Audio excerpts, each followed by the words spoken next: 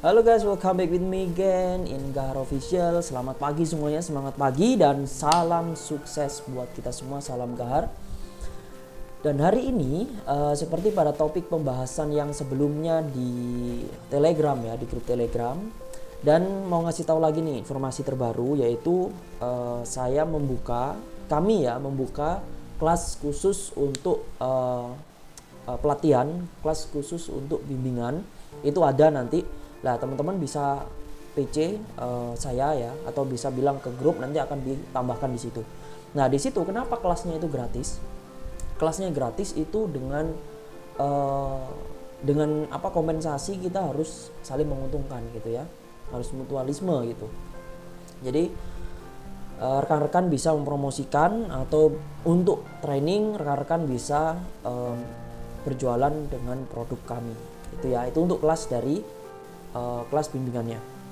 Nah, dan di situ nanti akan diajari untuk desain, diajari untuk ilmu marketing, diajari untuk analisis, pengkoreksian dan lain-lain. Nah, untuk yang grup Gahar Official yang biasa itu nanti akan memberikan informasi-informasi seputar pengetahuan ya di dunia bisnis. Nah, itu jadi sama seperti pembahasan di Telegram sebelumnya, bahwa kita akan membahas mengenai psikologi ya,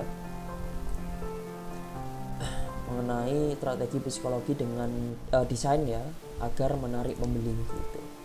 Atau ini akan kita jabarkan lebih luas lagi, bukan hanya mengenai desain, tapi kita akan buat strategi penetapan harga. Nah, strategi penetapan harga bukan hanya di desainnya, tapi penetapan harganya agar lebih profitable. Itu ya rekan-rekan. Nah, oke, langsung aja kita masuk di pembahasan yang pertama, yaitu strategi penetapan harga psikologis. Lah, dalam penetapan harga suatu produk ini diperlukan strategi agar lebih memaksimalkan dalam penjualan. Di samping adalah strategi penetapan harga psikologis yang antara lain adalah prestige pricing, odd pricing, leader pricing, multi unit pricing, dan pricing bundling. Nah, kita masuk dulu ke yang tingkat pertama, yaitu prestige pricing. Nah, prestige pricing ini adalah strategi menetapkan harga yang tinggi demi membentuk image yang baik.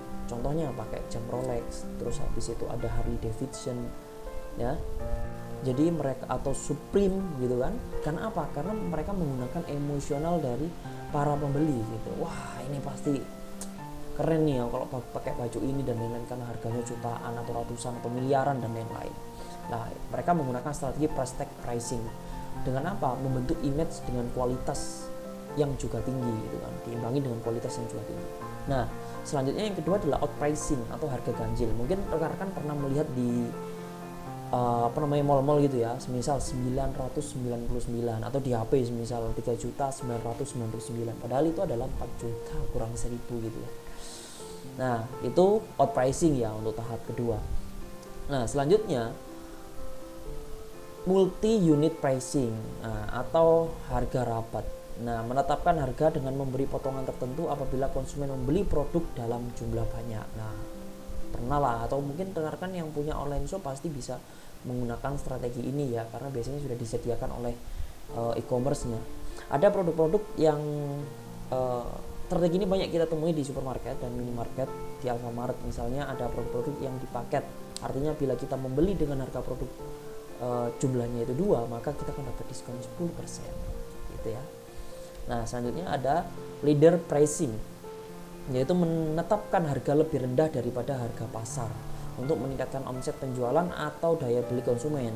Saat ini contoh produk yang menggunakan strategi ini adalah salah satu brand smartphone yang sangat terkenal dari Xiaomi. Nah, mengenai leader pricing ini kita sudah sangat banyak menjumpai di e-commerce ya, karena hampir semuanya itu banting harga. Berarti mereka menggunakan satu strategi, yaitu namanya leader pricing, sedangkan masih ada 4 strategi yang bisa mereka lakukan gitu loh, tanpa menggunakan leader pricing. Jadi leader pricing semisal nih, mana ada di di strategi price tag pricing tadi yang pertama yang kualitasnya tinggi, mana ada jam Rolex itu maksudnya harganya ori ya, yang original itu harganya 120 atau 500, nggak ada. Semuanya rata-rata sudah nilainya, sudah image-nya sudah bagus dengan kualitas yang bagus tadi, yaitu udah jutaan, puluhan, ratusan, miliaran gitu kan. Nah itu, jadi nggak mungkin mereka menerapkan ladder pricing, itu nggak mungkin. Nah tapi kalau rekan-rekan yang semisal melihat fenomena di e-commerce ini, sering melihat ladder pricing strategi yang mereka gunakan, yaitu dengan cara aku ambil laba 500 rupiah aja lah, atau ambil laba 1000 rupiah lah, aku banting harga, aku perang harga dan lain-lain. Nah itu yang sering terjadi di e-commerce, dan itu sangat tidak sehat dalam persaingan. Kenapa seperti itu? Karena akhirnya pembeli kita itu memiliki daya beli yang rendah, maksudnya kualitas yang rendah gitu. Mereka melihat yang penting harga murah, berfungsi dengan baik, it's okay, why not gitu kan. Jadi karena adanya pandemi ini juga berefek pada itu, makanya sampai ada produk hijab itu sampai ada yang 9.000, 8.000 dan wow, that's so crazy gitu kan. Itu gila banget gitu. Dan biasanya kalau dengan harga-harga yang semiring itu, mereka itu mengambil labanya itu sangat sedikit, karena mereka itu bermain kuantitas, yaitu 500. Misal labanya 1000 gitu. Nah kalau dia berhasil menjual 100, maka dia dapat 100.000 keuntungannya. Dan mereka bermain di kuantitas gitu. Di kuantitas ini resikonya adalah tidak semua atau tidak setiap hari atau selamanya pasar atau market kita itu hidup. Dan itu sangat beresiko sekali. Jadi semisal orang tertarik dengan produk kita, semisal mereka sudah pada titik jenuh pembelian atau titik jenuh melihat mengenai produk itu, maka mereka akan berhenti atau stop. Nah di situ kita tidak akan bisa melakukan persaingan, di situ kita tidak akan bisa melanjutkan bisnis kita, karena pada dasarnya pada awalnya kita hanya bermain perang harga dengan laba yang sedikit. Nah laba yang sedikit itu sangat berpengaruh pada kelanjutan bisnis gitu kan, karena banyak yang harus kita modali gitu dalam bisnis itu, tidak hanya mengenai modal awal gitu kan, tapi banyak beban-beban yang perlu dibiayai juga dari perputaran uang bisnis itu. Nah selanjutnya yang strategi terakhir adalah price bundling. Nah mungkin rekan-rekan ini sudah sangat umum sekali price bundling ini. Nah price bundling ini jujur sangat sedikit sekali dilakukan di e-commerce, sangat sedikit sekali.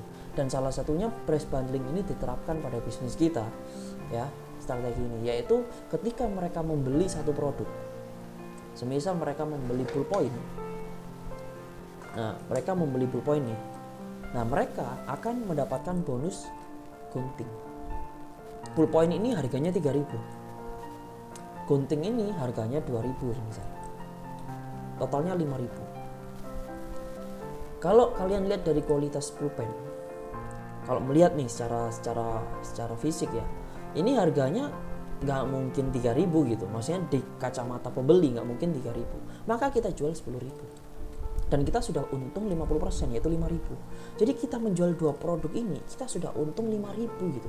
Yang kita jual adalah ballpointnya, kita kasih bonus ini gunting, padahal ini masuk juga di harga jual tadi gitu loh. Tapi harganya 5.000 dan kita jualnya 10.000 dan kita sudah untung 5.000. Nah, itu adalah strategi bundling, dan strategi bundling itu cukup efektif dan cukup bagus banget gitu untuk diterapkan. Begitupun dengan strategi-strategi lainnya, tergantung dari produk kita yang ingin kita jualkan apa.